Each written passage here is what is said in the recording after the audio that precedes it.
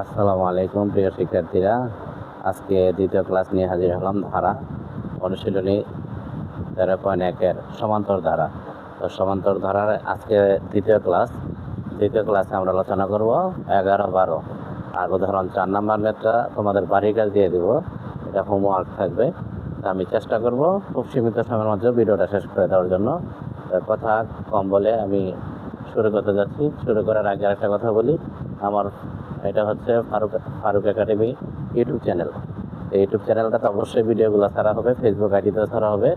Facebook হচ্ছে কি Faruk Hasan ID আমার, আর হচ্ছে এটা আমার পেজটা হচ্ছে, ইউটিউব চ্যানেল হচ্ছে ফারুক একাডেমিতে নিয়মিত ধারাবাহিকভাবে এবং ফেসবুকে একই সাথে ধারাবাহিকভাবে তোমার ভিডিওগুলো ছাড়া হবে। তো অবশ্যই এইখানে বাড়ি কাজ থাকবে একটা। আমি 11-12 নিয়ে আলোচনা করবো আজকে। তো দ্বিতীয় ক্লাসে আমি আলোচনা করব 11 নং সমাধান।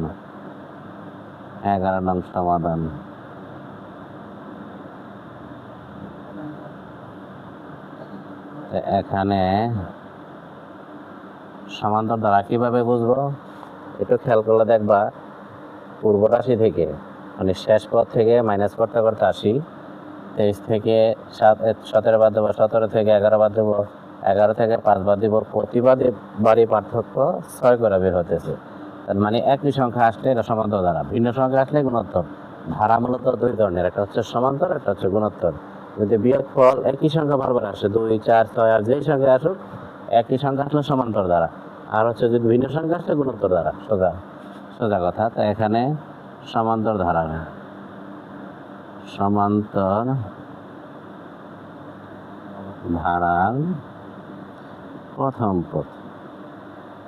প্রথম পদে আমরা সবাই জানি এ ধরি। সাধারণ অন্তর হচ্ছে দুই পদের পার্থক্য, আমরা ডি ধরি। দুই পদের পার্থক্য, দ্বিতীয় পদ মাইনাস তার আগের পদ মানে প্রথম পদ মাইনাস, শুধু 6 হবে। এখন এখানে বলছে ডট দেওয়ার পর আমার বলছে কয় নাম্বার পদে দেওয়া, এভাবে 59 পাবো এবং তার সমষ্টি কত, সমান কত বলতে এখানে বুঝেছে তার যোগফলটা কত। আমাদের প্রথমে তাহলে এনতম পদ বের করতে হবে। কয় নাম্বার পদে 59 পাবা, ধরি এনতম পদ 59। আমরা জানি এনতম পদ একটা হাইফেন, এনতম পদের সূত্র a + n-1 d। প্রশ্ন মতে যেহেতু দুটো এনতম পদ, প্রশ্ন মতে বা শর্ত মতে লেখা যায়, সূত্র লিখি n-1 d। যেহেতু দুটো এনতম পদ, তাহলে সমান দিয়ে ডান পাশে লিখবো 59, বা এখন এর মান হচ্ছে 5, n এর মান বের করব, d এর মান হচ্ছে 659, বা 6 দিয়ে n এর গুণ করব 6n, 6 দিয়ে আবার 1 এর গুণ করব 659। তো এখানে আমরা 6n, 6 থেকে 5 বাদ দেওয়ার পর 1 বড় কত 6, যে সংখ্যা বড় এই সংখ্যার চিহ্নটা বসে। সবসময় যে সংখ্যা বড় এই সংখ্যার চিহ্নটা বসাতে হয়। 6n মাইনাস আছে, আমি ডানে নিয়ে যাই, সংখ্যাগুলো সবসময় ডানে নিয়ে যেতে হয়। ডানে নিয়ে গেলে কত হয়, 59 60 আমরা ভাগ করবো 6 দ্বারা। যেহেতু n আর সংখ্যা যদি পাশাপাশি থাকে চলকা সংখ্যা, গুণ বোঝায়, গুণ থাকলে ডান পাশে চলে গেলে ভাগ। তার মানে n এর মান পাইলাম কত, 660। এই 10 নাম্বার দিনে যাইয়া তুমি টাকা জমাইতে পারবে কত, 59 টাকা। প্রথমে 7 টাকা, 11 টাকা, এরকম 6 টাকা করে বাড়াইতে প্রতিদিন তার 6 টাকা করে বৃদ্ধি করে জমা করলে আমার 10 নাম্বার দিনে যায় 59 টাকা জমা হবে। তাহলে এনতম পদ পেতেছে কত। এখন আমার বলছে সমান কত, মানে সমষ্টি, যে এটার যোগফলটা চাইছে। আমরা জানি Sn মানে n সংখ্যক পদের সমষ্টি। Sn আমি সরকারি লিখলাম, এনতম পদের কি সমষ্টি বা যোগফল, n/2 2a n - 1 d। সূত্রটা অবশ্যই মনে রাখতে হবে। এন এর মান কত দাঁড়াইলো 10, একটু নিচে হবে, ভিত্তি তো ভিত্তি একটু নিচে হবে। 2 এর মান কত, এর মান হচ্ছে 5, এন এর মান 10, এই যে এন এর মান 10। ডি এর মান কত দাঁড়ালো, ডি এর মান 6, সেকেন্ড ব্র্যাকেট 10 2 দ্বারা ভাগ করলে 5, 5 দুগুণা 10, 5 দুগুণা 10, 10 থেকে একবার দিলে 9, এখানে ব্র্যাকেট থাকা মানে গুণ বোঝায়। 5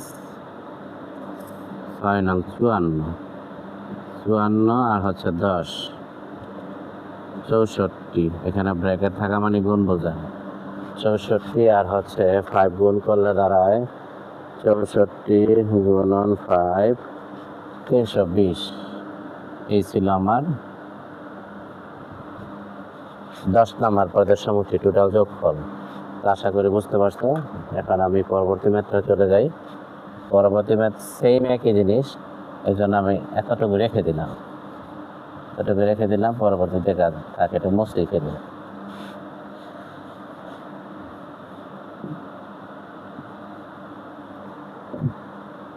এখন 12 নম্বর ম্যাথ নিয়ে আলোচনা করব।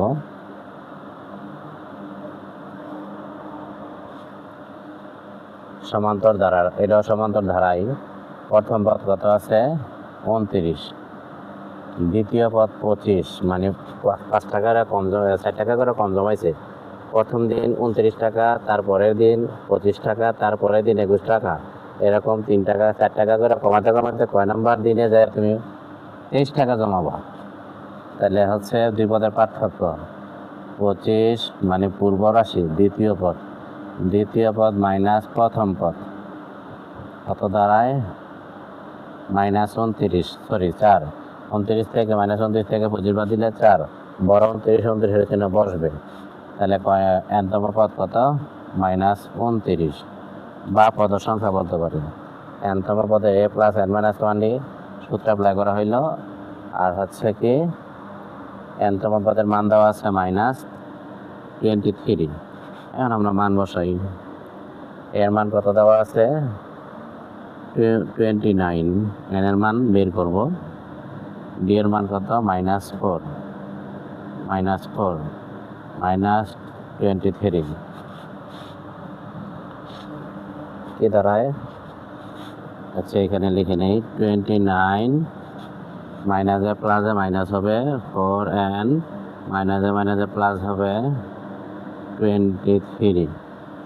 তাহলে 29 থেকে যদি আমি 4 বাদ দিই 25 বা 25, 4n 2 3, এখন আমি -4n বামে রাখবো, 23 মাইনাস প্লাস আছে, এই সংখ্যাটা টানে নিয়ে গেলে মাইনাস হবে 25, 25, সরি একটু মিস্টেক হয়েছে, এখানে এটা প্লাস 29 আর 4 33, তার মানে এখানে হবে কি 33, দুঃখিত এটা একটু মিস্টেক হয়ে গেছিল। 29 আর যেহেতু 4 দণ্ডের ক্লাস যোগ করব, 3 3 6, 3 আর 2 হচ্ছে 5, দোনো মাইনাসটা দিয়ে দিই, এখানে মাইনাস কেটে দিই।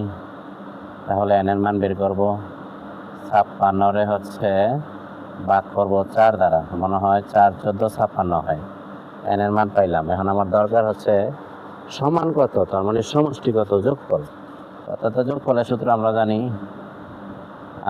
জানি S N by 2a plus n minus 1d।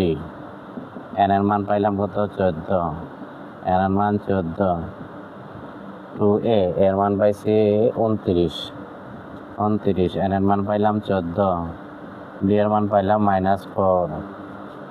এখন 14 দিয়ে ভাগ করলে 7, সেকেন্ড ব্র্যাকেট 29 দোকানে 56, 14 থেকে একবার দিলে 13, মাইনাসের মান ব্র্যাকেট দিয়ে লিখতে হবে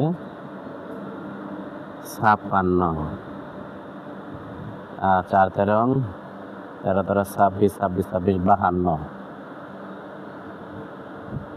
52 মাইনাসে ইন্টু বা ব্র্যাকেট দিলে ইন্টু দিতে হয় না, মাইনাসে প্লাসে মাইনাস 56 হয়, 13 13 26, 26 52, 52 থেকে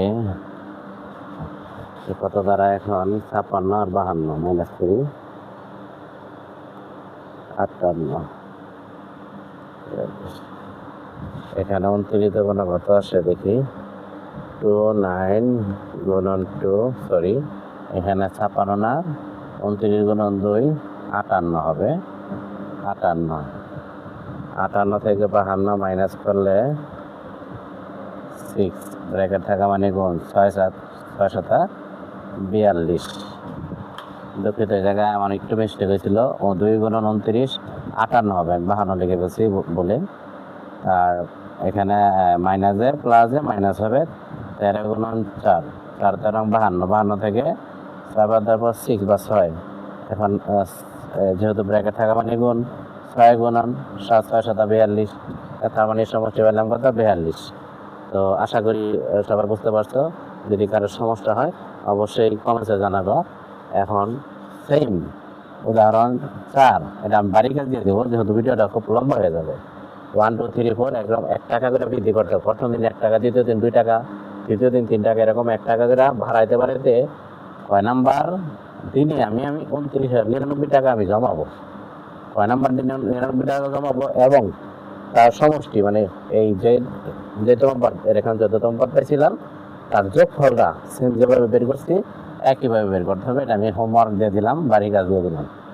তো আল্লাহ হাফেজ।